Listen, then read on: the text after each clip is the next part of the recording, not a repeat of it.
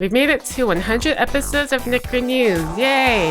We actually didn't think we'd make it this far or grow as fast as we did, but we have, and it's all thanks to you guys. I am very ready for that break next week though, so don't forget that that is happening. Next week there's no Necro News. Anyway, let's just jump right into it. As many of you know, the Elden Ring DLC is coming out soon, and of course, FromSoft did one of the funniest things possible and locked the entirety of the DLC behind one of the hardest optional bosses of the game. In fact, Shardbearer Mohg is apparently so difficult that only 38% of Steam users have ever beaten him, which is probably the most From Software thing to do. Good thing Elden Ring is piss easy, huh?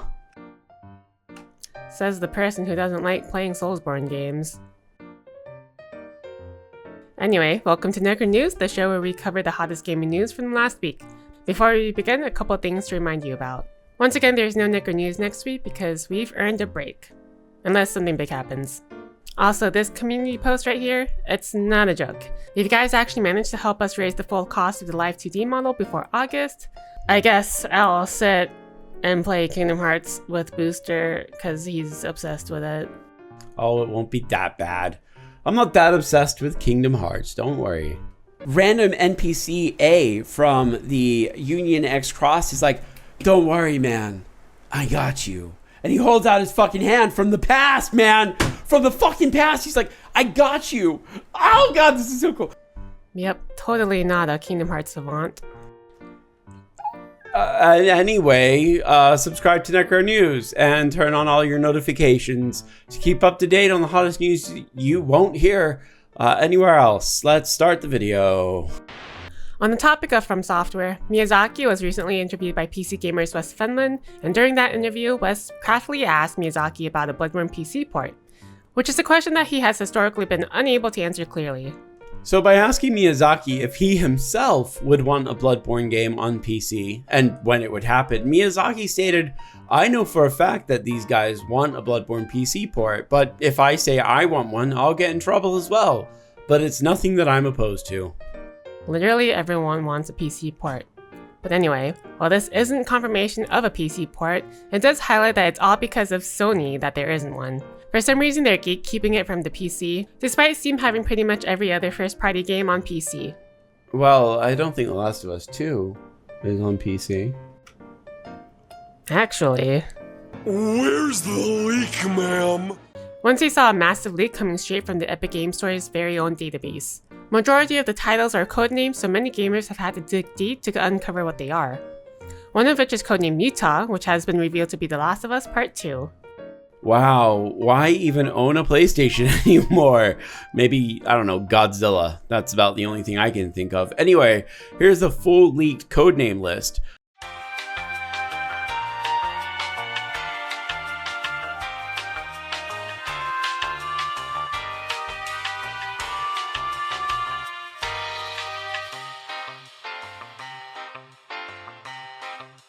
A few interesting entries are Skoboloff, which is Final Fantasy XVI, Momo, which is Final Fantasy IX's remake, and Saber revealed that there's a new Turok game on the way.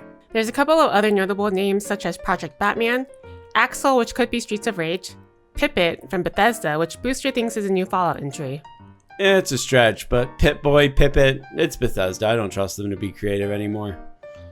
That's fair, but what do you guys think these titles are? Leave your guesses in the comments below. Also, would you call that an epic fail? Ha. Ha ha. Ha, so funny. Right? You're so funny. 10 out of 10. A lot of people don't remember this, but in 2021, CDPR was the victim of a ransomware attack that locked the entire company out of their servers. When they refused to pay the ransomware fee of $7 million, the hackers auctioned all the information off on the dark web. Oh, spooky. Of course, all that information eventually leaked to the general public, and with it there was stuff like a third-person alpha for Cyberpunk 2077, and stuff they expected from the game. Recently, a post was started on 4chan's V, or Vidya, where they shared information regarding an obviously cancelled expansion that would have taken place on the moon. OP posted a ton of stuff regarding models, structures, and even the planned map of the expansion.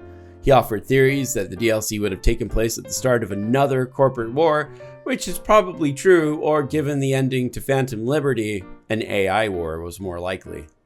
Judging from the models, maps, and structures, it would have likely involved some sort of drug ring or something that takes place on the moon. And given that Falco and Rebecca's shotgun are in the game, it isn't hard to believe that if the DLC actually came out, we would have run into and perhaps even had a quest involving Lucy. While this is all cool, the Alpha Quest journal that was also posted showed a questline branch that could have possibly hinted towards Jackie having been alive all along. Basically, there were a lot of good ideas that died for a lot of good reasons. But hey, there's always Cyberpunk 2. Whenever that comes out. Wouldn't that be Cyberpunk 2077 2? Or maybe Cyberpunk 2078? Why would it be 2078? Why are you not just saying Cyberpunk 2072? Because it's... Oh, right. No, I guess it's 2077. I see what you're saying. Okay. And leaving on the most important note, the thread also included this.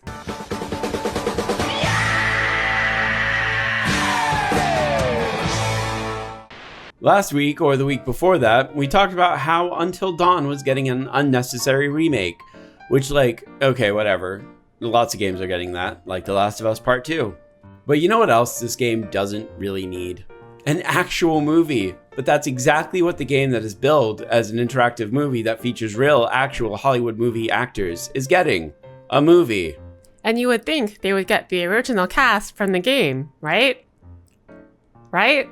Yes, that's correct. Ha! Was that a foolish thing to think?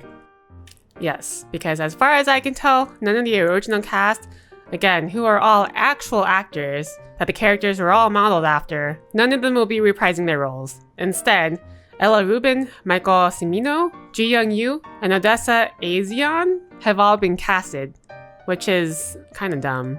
But hey, according to PlayStation Productions, at PlayStation Productions, we are always looking to find creative and authentic ways to adapt our beloved games that our fans will enjoy. Which I guess means making your interactive movie not interactive, despite being in the process of remaking it. I want to say the reason that none of the original cast is probably in it is because he didn't want to dish out the cast for Rami Malek? Hey everyone, I'm Rami Malek. And because he didn't want to dish out the cast for him, they probably didn't want to get the other original cast members, so...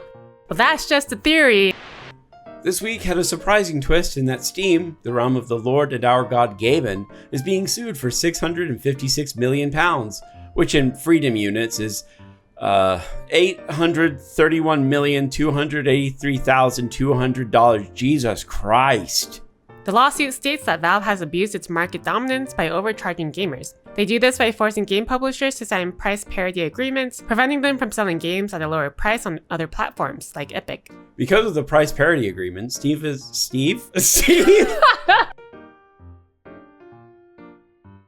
Fucking Steve!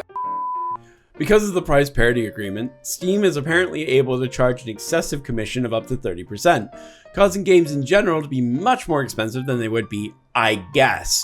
But I want to lay out a few things that community member PokePower has pointed out. Epic and GOG have proven to be alternatives on PC that have had games on their platform cheaper for what they can be bought on Steam. Publishers set the price, not Steam. I'll bet that is influenced by Steam's fees, but typically, a full-price game is $60 on Steam, Epic, and GOG. And finally, Steam usually offers the deepest discounts, so you'll usually get it cheapest from them. Additionally, the lawsuit doesn't take into account key seller sites such as G2A or Greenman Gaming, which allows people to buy official game codes for cheaper than what they can get on any other market. Anyway, the lawsuit likely isn't going to go anywhere, but only time will tell. But what do you guys think? Should this even be a case? Let us know in the comments, because we'll be reading them for the next few weeks. The answer is no. Last week, in fact, players in Helldivers 2 were given a unique major order, with a catch. The objective of this order was the liberation of two planets, Marfark and Vernon Wells. But there was really only enough time to capture one of them. Either capture Marfark and unlock the anti-take mine stratagem for everyone, or liberate Vernon Wells and save the kids trapped at Super Citizen Anne's hospital for very sick children. In gameplay terms, that was a choice between a new weapon or nothing. But in narrative terms, it became a battle of memes. For context, having the opportunity to unlock the anti-tank mines became kind of a running joke, as this was the third time that Helldivers could have unlocked them, having failed twice before. So there were effectively 3 schools of thought. Get the mines, because why not? Save the children, because it's the right thing to do. And save the children, because it would be fucking funny to skip the mines again. And for no other benefit besides memes and morality, the Helldivers, in a ratio of 45k to 5k, chose to save the children and liberate Vernon Wells. Although, we can't say it wasn't for any other benefit now, because sometime after the planet was captured, former Arrowhead CEO and now Chief Creative Officer posted a tweet showing what the Helldivers really won, a $4,311 donation to the Save the Children Foundation. The number is very weird though. That's how many kids they saved on the planet. That makes a little bit more sense. But in reality, $4,300 in medical bills is like nothing. It may be able to cover like one thing for a single child, who will probably need a lot more things. But hey, that's better than nothing, right? Ellie, what is wrong with you?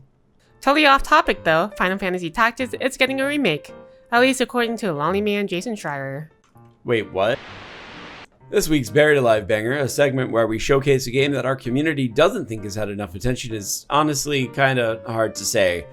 We were going to cover Tokyo Psychodemic, but the game is sitting at a painful, mostly negative. So that sucks. But hey, Steam Next Fest is going on, so tell us what you guys have played. Because Booster apparently hates demos. Yeah, if I'm gonna play a game, I wanna play the game. I don't wanna play a snippet of the game. I agree. And here are the games coming up for the next 2 weeks, because remember, we are going on a break. Hi, this is Skull. Stick around till after the credits, because I have a few Next Fest demos that I want to talk about. See you then. And here's the schedule for this week. We talked about it in the Mystery Box stream, but since there were so many people who wanted to do a rent-a-thon again, I decided we'll do it. As for what game, I have no idea, but that'll be on Saturday night, starting at 8 p.m., and Ellie might be there. Once again, we couldn't make it to 100 episodes without you guys, so here's to 100 more. And if you liked this week's episode and you want to see more, subscribe to the channel and turn on notifications. However, we're going to enjoy this next week off. And if you guys want to support the channel, join the Discord to give us any of your stories, or become a channel member and help us reach that 2500 goal for the new Live 2D model. And if you're already a channel member, seriously, thank you. And thank you guys for helping us with the goal as much as you have already. Even if it's just $1, it matters. So thank you. Until next time, everyone. Goodbye. Hey, glad to see you. So I've got 3 demos for you guys to check out. The first of which is Amongst These Stars, which is a colony builder that takes place on top of a space whale. It's an odd concept, but the gameplay is fun. The second demo is Tactical Breach Wizards.